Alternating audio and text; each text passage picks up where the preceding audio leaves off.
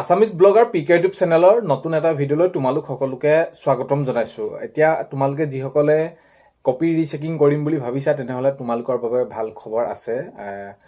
তোমালোকৰ বাবে খবৰটো এইটো যে তোমালোকে এতিয়া কৰিব পাৰিবা। এতিয়া ধৰিলে তোমালোকে ভবা মতে ভাবিছিলা যে তোমালোকে 80 বা পাম 85 পাম, কিন্তু পালা তোমালোকে 60 এনেকুৱা।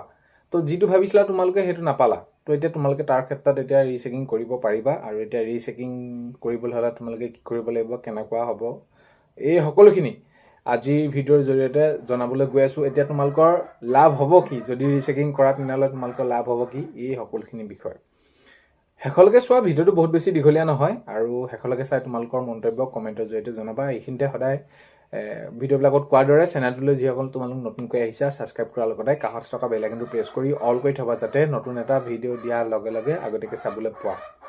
যদি ভিডিঅ'টো চাই ভাল পোৱা লাইক এটা কৰি দিবা আৰু শ্বেয়াৰ কৰি দিবা বুলি আশা কৰিলোঁ।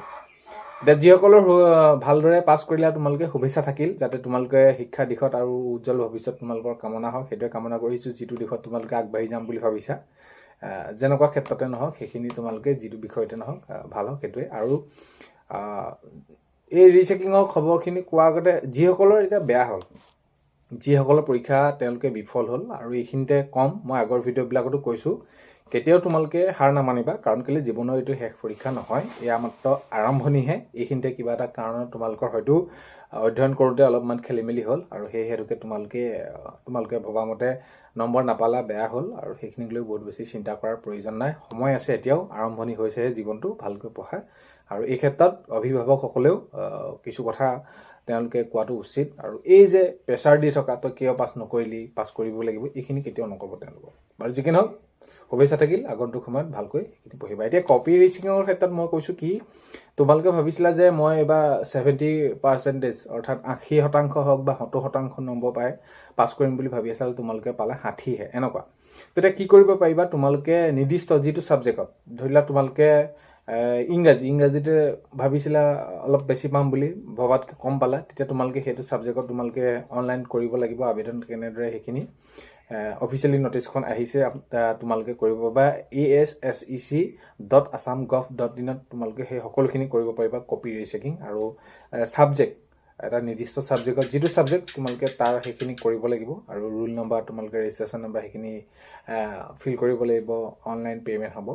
তো একেই সকলোখিনি প্ৰক্ৰিয়া তোমালোকে কৰোঁ বুলি ক'লে কৰিব পাৰিবা।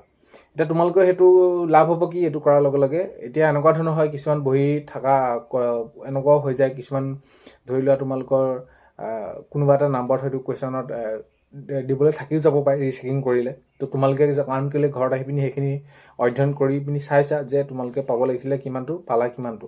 তো তেতিয়া ভাবিছা যে মই এইখিনিতো পাব লাগিছিলে, মোৰ এইটো শুদ্ধ হৈছিলে। তেনেহ'লে ৰিচেকিং যেতিয়া কৰিবা তোমালোকে ইংৰাজীখনে, ধৰি লোৱা 5 নম্বৰ কুৱেশ্যনটোৱে এনচাৰ দিবলৈ নম্বৰটো থাকি গ'ল। তো A to Z সকলোখিনি তোমালোকৰ ৰিচেকিং কৰিব। আৰু তাৰ ওপৰত সেইখিনি ভিত্তি কৰি যদি তোমালোকে ভবা মতে এটা যদি হয় কথাটো, তেনেহ'লে নম্বৰ সেইখিনি তোমালোকে পাবা। আৰু এইখিনি ক্ষেত্ৰত তোমালোকৰ সেইখিনি এতিয়া নিজৰ ওপৰত নিৰ্ভৰ কৰিব, তোমালোকে কৰা নকৰা। কিন্তু এতিয়া নটিচ অফিচিয়েলি ঘোষণা কৰি দিলে কপি ৰিচেকিঙৰ ওপৰত। তো সেইকাৰণে এইখিনি খবৰ জনালোঁ। খবৰটো দিয়া অলপমান পলম হ'ল, কাৰণ কেলৈ এইখিনি অফিচিয়েলি নটিচ যোৱাকালিয়ে আহি গৈছে ইতিমধ্যে। এতিয়া তোমালোকৰ সেইখিনি কথা তোমালোকক জনালোঁ। এতিয়া শুভেচ্ছা থাকিল, বাকী আগন্তুক সময়ত তোমালোকে ভালদৰে পঢ়া শুনা কৰা। আৰু যিসকলে বেয়া কৰিলে কেতিয়াও মন ভাঙি নিদিবা, এইটোৱে শেষ পৰীক্ষা নহয়। আৰু সেয়াই, তোমালোকে কোনটো ছাবজেক্টত ৰিচেকিং কৰিব বিচাৰিছা, তো ফিজ এটা দিব লাগিব। ফিজটো দিলে মানে নটিচখনতে সকলোখিনি গাইডলাইন আছে। তো তোমালোকে ASEC.assam.gov.in তোমালোকে চাব পাৰিবা সকলো ডিটেইলছত। তো ভিডিঅ'টো শেষলৈকে চোৱাৰ বাবে ধন্যবাদ। আৰু সেয়াই, ভিডিঅ' প্ৰথমতে কোৱাৰে চেনেলটোলৈ যদি নতুনকৈ আহিছা ছাবস্ক্ৰাইব কৰাৰ লগতে কাষত থকা বেল আইকনটো প্ৰেছ কৰি অল কৰি থবা, যাতে নতুন এটা ভিডিঅ' দিয়াৰ লগে লগে আগতীয়াকৈ চাবলৈ পোৱা। আজিলৈ ইমানেই, অন্য এটা ভিডিঅ'তে লগ পোৱা হয়। বাই।